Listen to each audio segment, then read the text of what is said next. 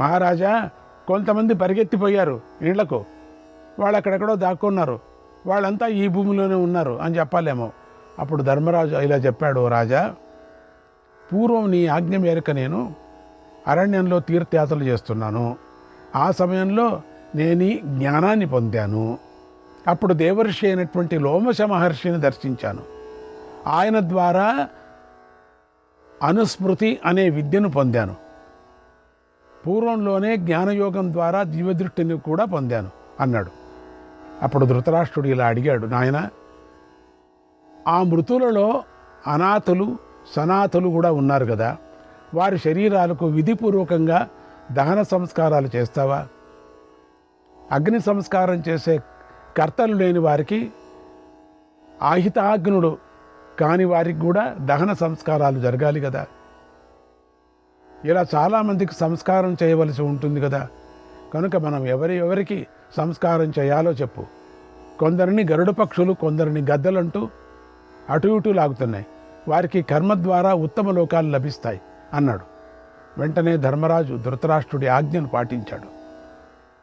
సుధర్ముణ్ణి, ధౌమ్యుణ్ణి, సంజయుణ్ణి, విదురుడిని, యుయుచ్చుడిని, ఇంద్రసేనుడు మొదలైన సేవకులను, సారథులందరినీ ఉద్దేశించి ఇలా అన్నాడు, ఓ మహాత్ములారా, చనిపోయిన వారందరికీ ప్రేత కార్యాలను యథావిధిగా జరిపించండి. అనాథ శవంలాగా ఏ శరీరమూ నశించకూడదు అని ఆదేశించాడు. ఆ మాటను పాటించి విదురుడు, సంజయుడు, సుధర్ముడు, ధౌమ్యుడు, ఇంద్రసేనుడు మొదలైన సేవకులు గంధపు చెక్కలను, అగరు కట్టె, బ్రాని పసుపు కట్టెలను, నేతిని, నూనెను, గంధాలను, విలువైన పట్టుబట్టలను ఏర్పాటు చేశారు. కట్టెలను ప్రోగు చేశారు. అక్కడ విరిగిపోయిన రథాలను, వివిధ ఆయుధాలను పోగు చేశారు. చితులను ఏర్పాటు చేసి ప్రాధాన్యతాన్ని బట్టి రాజులను శాస్త్రోక్తంగా దహనం చేశారు. దుర్యోధనుడు, అతడి సోదరులు శల్యుడు, శలుడు, భూరిశ్రవుడు, జయత్రథుడు, అభిమన్యుడు, దుశ్శాసనుడి కొడుకు లక్ష్మణులను దహనం చేశారు. దుష్టకేతువులను, బృహాంతుడిని, సోమదత్తుడిని, 100కు పైగా ఉన్నటువంటి సృంజయులను, క్షేమధన్వరాజును, విరాట ద్రుపదులను దహించారు.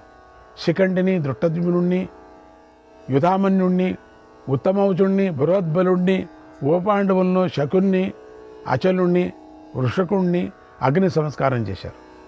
భగదత్తుణ్ణి, కర్ణుణ్ణి కుమారులను, కేకేయ రాజకుమారును, త్రిగర్తనును, ఘటోద్గజుణ్ణి, బకుడిని, బకుడి సోదరుడైనటువంటి అలంబుషుడిని, జలసంధుణ్ణి, ఇంకా ఎన్నో వేల సంఖ్యలో ఉన్నటువంటి ఇతర రాజులను కూడా నేతిదారులతో ప్రజ్వలిస్తున్నటువంటి మంటలతో దహించారు. కొంతమంది మహాత్ములకు పితృమేధాన్ని కూడా జరిపించారు. కొందరు సామగానాలు చేశారు. ఆ సమయంలో ఇతరులు వారిపై శోకించారు కూడా. ఆ రాత్రి సామమంత్రాలు, రుక్కులు ఘోషంతో, స్త్రీల రోదన ధ్వనులతో సకల ప్రాణులకు ఎంతో ఇబ్బంది కలిగించింది కూడా. అప్పుడు పెద్ద పొగ లేకుండా ప్రజ్వలిస్తున్న ఆ అగ్నుల ఆకాశంలో చిన్న చిన్న మేఘాలు ఆవరించిన గ్రహాల్లాగా కనిపించాయి. ఆ తర్వాత అనేక దేశాల నుండి వచ్చి అనాథులుగా ఇక్కడ పడి ఉన్న వారి శవాలనన్నిటినీ ప్రోగు చేశారు. అవి వేల రాసులుగా ఏర్పడ్డాయి. వాటన్నిటికీ నేతిలో తడిపిన కట్టెలతో చితులను ఏర్పాటు చేశారు. రాజాజ్ఞతో విదురుడు వారందరికీ అగ్ని సంస్కారం చేశాడు. ఇలా ధర్మరాజు అందరికీ అంత్యక్రియలు జరిపించి ధృతరాష్ట్రుణ్ణి ముందుంచుకొని గంగానది వైపుకు వెళ్ళాడు అన్నాడు వైశంపాయన మహర్షి. శ్రీకృష్ణాయ పరమాత్మనే నమః. 27వ అధ్యాయం. వైశంపాయనుడు జనమేజయ మహారాజుకి ఇలా చెప్పాడు, ధర్మరాజ మొదలైన వారు గంగను చేరారు. అక్కడ గంగ ఎన్నో తీర్థాలతో కూడి ఉంది, నిర్మలంగా ఉంది, మహావనాలతో ప్రకాశిస్తూ ఉంది. అందరూ పుణ్యనది అయినటువంటి గంగను చూసి ఆభరణాలు, ఉత్తరీయాలు, తలపాగాలు తీసి పక్కన పెట్టారు. పితరులు, సోదరులు, మానవులు, బంధువులు, మనుమలు, పుత్రులు, మనవళ్ళు, పెద్దలకు తర్పణాలు ఇచ్చారు వాళ్ళంతా కూడా. తర్వాత కురుకాంతలందరూ తీవ్ర దుఃఖంతో రోధిస్తూ తమ తమ భర్తలకు జలాలను అర్పించారు. మరోపక్క ధర్మవేత్తలు మిత్రులకు కూడా జలక్రియలు చేశారు. గంగా విశాలమైంది, మహాసముద్రంలాగా ఉంది. గంగ అందరికీ అవకాశం ఇచ్చింది. వీరపత్నుల వీరులకు ఉదకాలిచ్చారు. అక్కడ ఎవరిలోనూ ఆనందోత్సాహం లేవు. అయినా వీరపత్నులతో గంగా తీరం వ్యాపించి ఎంతో శోభించింది. కుంతీదేవి శోకంతో కృషించిపోయి ఉంది. ఆమె ఎంతో బాధపడుతూ నెమ్మదిగా కొడుకులతో ఇలా అంది, ఓ పాండవులారా, కర్ణుడు సాటిలేని మేటి వెలుకాడు. అతడు రథయూథ పతులకే యూథపతి. ఆ కర్ణుడు అర్జునుడి చేతిలో ఓడిపోయాడు. అతడు సూతపుత్రుడు, రాధేయుడు అని మీరు భావిస్తున్నారు. ఆ కర్ణుడు 2 సేనల మధ్యలోనూ సూర్యుడిలాగా ప్రకాశించాడు. గతంలో అనుచరులతో సహా మీతో పోరాడాడు. దుర్యోధనుడి సేనను అంతటినీ తన వెంట నడుపుతూ శోభించాడు. పరాక్రమంతో అతడితో సమానుడైన రాజు ఈ భూమిలో లేడు. లోకంలో అతడెప్పుడూ ప్రాణుల కన్నా కీర్తినే కోరుకున్నాడు. నిజానికి కర్ణుడి యుద్ధంలో పారిపోడు. కురుద్వముదకం తస్య కురుద్వముదకం తస్య భ్రాతురక్లిష్టకర్మణక భ్రాతురక్లిష్టకర్మణక సఖివః పూర్వజో భ్రాత సఖివః పూర్వజో భ్రాత భాస్కరాన్మయ్య జాయత భాస్కరాన్మయ్య జాయత కుండలీ కవచీ శూరక కుండలీ కవచీ శూరక దివాకర సమప్రభగ దివాకర సమప్రభగ. సులభంగా పనులు చేస్తాడు. ఆ కర్ణుడు మీకు పెద్ద అన్న. మీ సోదరుడికి ఉదకాన్ని ఇవ్వండి. మీకన్నా ముందుగా అతడు నాకు సూర్యుడి వల్ల పుట్టాడు. మీ అన్న కవచకుండలాలు కలవాడు, సూర్యుడితో సమానమైన కాంతి కలవాడుంది. ఆ మాటను విని పాండవులందరూ ఎంతో దుఃఖంతో కృషించిపోయారు, విలపించారు. కర్ణుడి గురించి శోకిస్తూ ఎంతో నలిగిపోయారు. తర్వాత ధర్మరాజు పాములాగా దీర్ఘంగా నిట్టూర్చాడు. ఎంతో బాధపడుతూ ఇలా అన్నాడు, అమ్మా, కర్ణుడు మహారథులనే ముంచివేయగల జలాశయం వంటివాడు. ఆ జలాశయంలో బాణాలే అలలు. అతడి ధ్వజం సుడి వంటిది. అతడి భుజాలు పెద్ద మొసళ్లలాగా ఉన్నాయి. అతడి కరతాల ధ్వనులే గర్జనలై ఉన్నాయి. అతడి బాణాల తాకిడికి అర్జునుడు తప్ప ఇంకెవడూ సహించలేడు. అతడి బాణాలను ఇంకెవడూ ఎదిరించలేడు. అటువంటి కర్ణుడు సూర్యుడి పుత్రుడు. నీకు ఆ కర్ణుడు గతంలోనే ఎలా కొడుకు అయ్యాడు తల్లి? అతడి యొక్క ప్రతాపంతోనే మేమంతా ఎంతో తప్పించిపోయాం కదా అమ్మా. ఇంతవరకు ఈ విషయాన్ని ఎలా దాచావమ్మా? మేము అర్జునుడి బాహుబలాన్ని ఆశ్రయించినట్లుగా ధృతరాష్ట్ర కుమారుల కర్ణుడి బాహుబలాన్ని ఆశ్రయించారు. అమ్మా, కర్ణుడు బలశాలులో శ్రేష్ఠుడు. అతడు తప్ప మరే రథికుడు కూడా రాజుల సేనలో నిరోధించలేడు. అంతటి బలశాలి ఈ లోకంలో లేనేలేడు. ఆ కర్ణుడు మాకు అన్న కావటం నిజమేనా? ఎంత అద్భుతమైన వీరుణ్ణి నువ్వు గతంలో ఎలా కన్నావు? అమ్మా, ఈ రహస్యాన్ని దాచిపెట్టి మమ్మల్ని నువ్వు నిజంగా చంపేశావు. కర్ణుడి మరణంతోనూ బంధువుల మరణంతోనూ మేమెంతో బాధపడుతున్నాం. అమ్మా, ఈ దుఃఖం అభిమన్యుడు, ద్రౌపదీ పుత్రులు, పాంచాలుల వినాశనం కన్నా, కౌరవుల పతనం కన్నా 100 రెట్లుగా నన్ను పీడిస్తుంది తల్లి. తీవ్రంగా బాధిస్తుంది. నేను కర్ణుడి గురించే దుఃఖిస్తున్నాను. నన్నెవరో అగ్నిలో పడేసినట్లుగా కాలిపోతున్నాను. నాకు ఈ విషయం ముందే తెలిసి ఉంటే స్వర్గంలో ఉన్న ఆ అలభ్యమైన వస్తువు ఏదైనా సరే మాకు లభ్యమై ఉండేది. నచేదం వైశసం ఘోరం కౌరవాంతకరం భవేత్ కౌరవాంతకరం భవేత్. కురువంశాన్ని అంతం చేసిన ఈ ఘోర సంగ్రామం అసలు జరిగి ఉండేదే కాదు అని ధర్మరాజు అనేక విధాలుగా రోధించాడు. కర్ణుడికి తర్పణాలు ఇచ్చాడు. అప్పుడు అక్కడికి జలాన్ని ఇవ్వటానికై వచ్చిన స్త్రీలందరూ ఆ మాటలు విని పెద్దగా రోధించారు. తర్వాత ధర్మరాజు అన్నగారి మీద ప్రేమతో కర్ణుడి భార్యలను పరివారంతో సహా అక్కడికి రప్పించాడు. తర్వాత ధర్మరాజు వారితో కలిసి ప్రేత కర్మను చేశాడు. అతో మనసి యత్ గుహ్యం అతో మనసి యత్ గుహ్యం స్త్రీణాం తన్న భవిష్యతి. పాపినైన నేను ఈ విషయం తెలియక గొప్పవాడైన నా అన్నను చంపాను. అమ్మా, ఇదంతా నువ్వు రహస్యాన్ని దాచి ఉంచటం వల్ల జరిగింది. కనుక ఇక నుంచి స్త్రీల మనస్సులలో రహస్యం ఏదైనా సరే దాగదు, నిలవదు అని శపించాడు. ధర్మరాజు ఇంద్రియాలు కలత చెందాయి. ఎంతో బాధపడుతూ గంగలో నుండి బయటికి వచ్చాడు. సోదరులతో కలిసి ఒడ్డుపై నిలబడ్డాడు. అన్నాడు వైశంపాయన మహర్షి, శ్రీకృష్ణాయ పరమాత్మనే నమః. ఇంతటితో స్త్రీ పర్వము సమాప్తం. స్త్రీ పర్వ ఉపదేశం. చితి, చింత ఈ రెండు బాగా తప్పింపజేస్తూ కాల్చివేసే పదాలు. వీటిలో మొదటిదైన చితి నిర్జీవంగా ఉన్నప్పుడు కాల్చివేస్తుంది.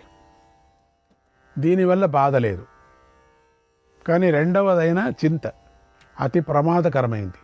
ఇది బ్రతికి ఉండగానే కాల్చేస్తుంది. కనుక మహర్షులు, పండితులు కూడా ఈ చింత గురించే ఎక్కువగా చెప్పారు. చింత లేకుండా జీవిస్తే జీవితం సుఖమయంగా ఉంటుందని బోధించారు. ఇప్పుడు చితి చింతల గురించి ఎందుకు అంటే వాటి గురించే ఈ పర్వంలో చెప్పబడింది.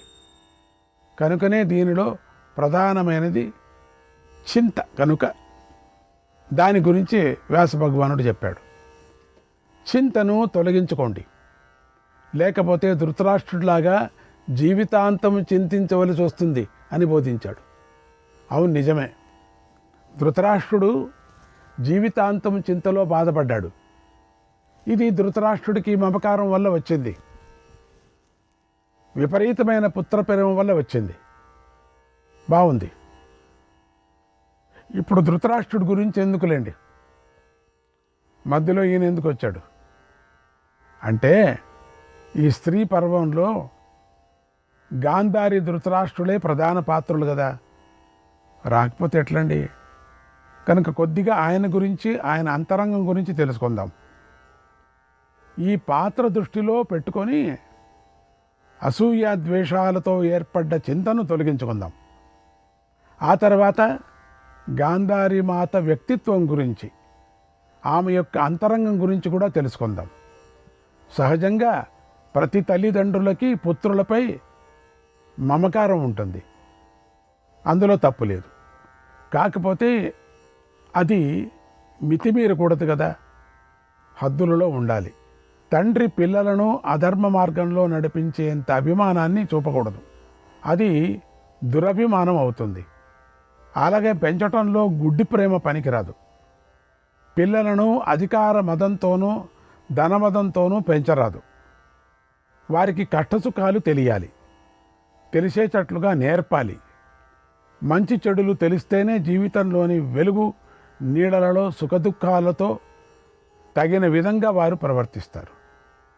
అప్పుడే వారు మంచి పౌరులుగా అవుతారు, సమాజానికి ఉపయోగపడతారు. ఇది పిల్లల పెంపకంతో తల్లిదండ్రుల ప్రముఖమైన బాధ్యత. దీనివల్ల తల్లిదండ్రులు విస్మరిస్తే సమాజం కట్టాలపాలవుతుంది కదా. మరి తండ్రి పుత్రుణ్ణి చూసుకొని ఎప్పుడు మురిసిపోవాలి? పుత్రోత్సాహంతో ఎప్పుడు పొంగిపోవాలి అంటే పుత్రుడు పెరగాలి, పెద్దవాడు కావాలి, గుణవంతుడు కావాలి, పేరు ప్రఖ్యాతలు గడించాలి. అప్పుడే తండ్రి పుత్రోత్సాహంతో పొంగిపోవాలి. అప్పుడే పుత్రుడి విషయంలో సంతోషించాలి. అంతవరకు పుత్రుణ్ణి మంచి మార్గంలో పెట్టడానికి, మంచి గుణాలు నేర్పించడానికి శ్రమిస్తూనే ఉండాలి. మరి ఇలాంటి కృషి ధృతరాష్ట్రుడిలో ఉందా, కనిపిస్తుందా అంటే లేదు.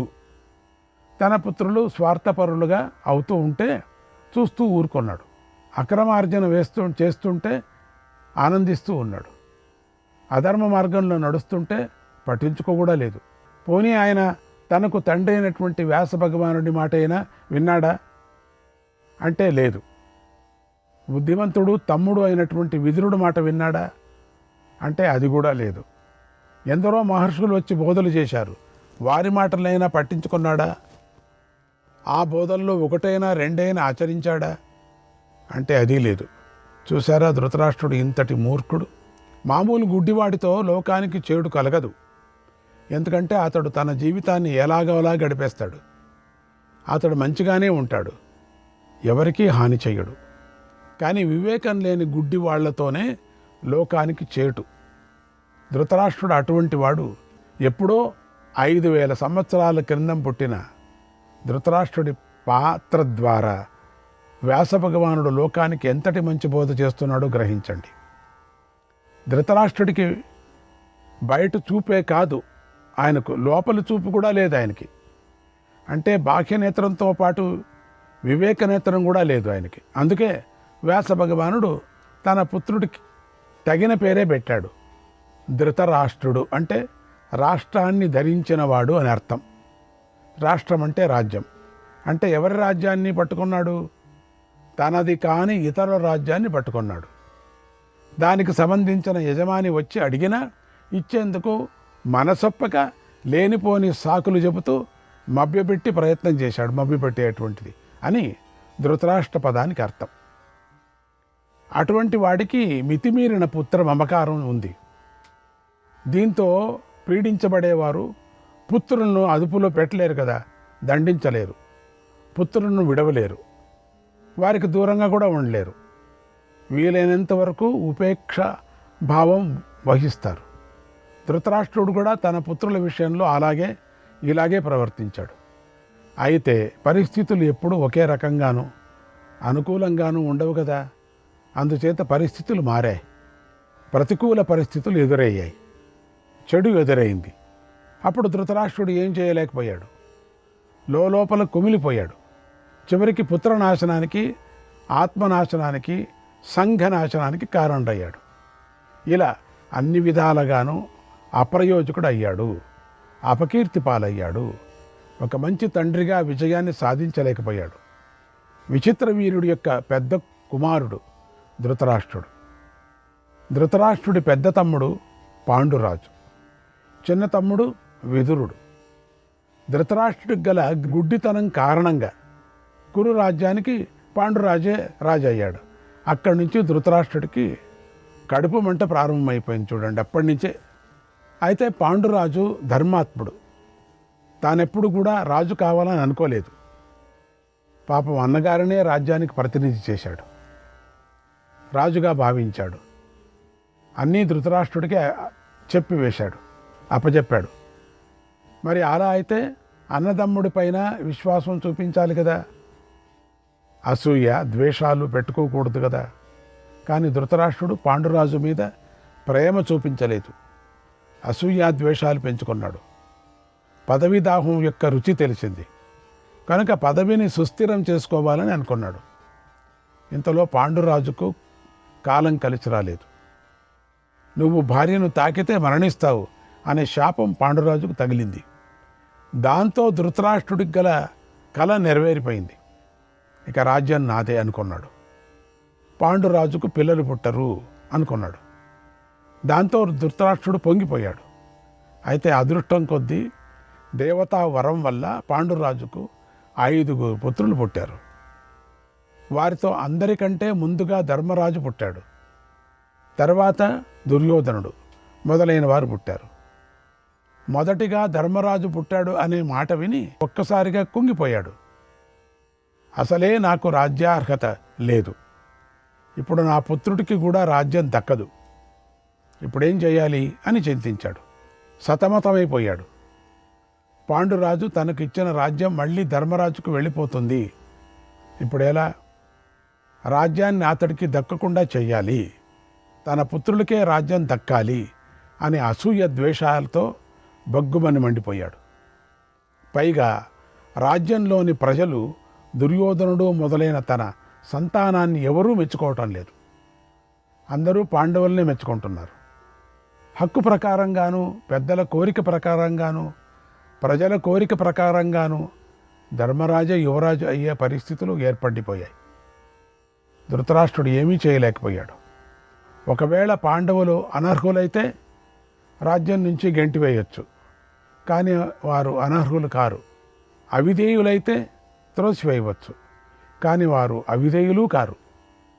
విధేయులు, వినయం గలవారు, సర్వసమర్థులై ఉన్నారు.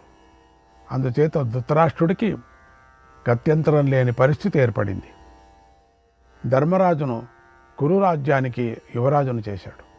కన్న కొడుకుకు రాజ్యాన్ని ఇవ్వకుండా మరొకడికి రాజ్యాన్ని ఇస్తే ఆ తండ్రి మనస్సు ఎలా ఉంటుందో ఊహించండి. అంతగా ధృతరాష్ట్రుడు బాధపడ్డాడు.